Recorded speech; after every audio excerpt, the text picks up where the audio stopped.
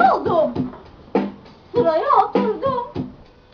Kızların gözü önünde bacağımı koydum. Dizimin üstüne bir kız geldi. Ne yapıyorsun dedi. Sevdi sandım beni. Sevgilisi gelince hemen kaçıp gitti. Hayallerim suya gitti. Depresyon stayla.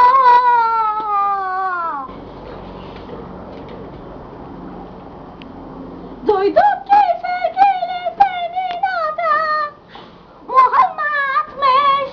Derslerce bekledim kız. Başka ellerinmiş. Söylerim ki o Muhammed'a.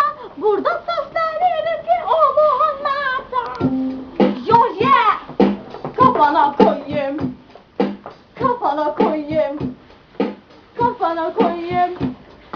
Kafana koyayım. Muhammed, Muhammed, kafana koyayım. Muhammed, Muhammed, kafana koyayım.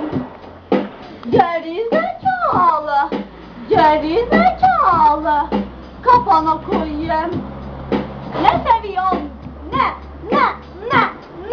Ne seviyorsun lan sevdiğimi? Ne seviyorsun lan sevdiğimi? Kafana koyayım. Ne?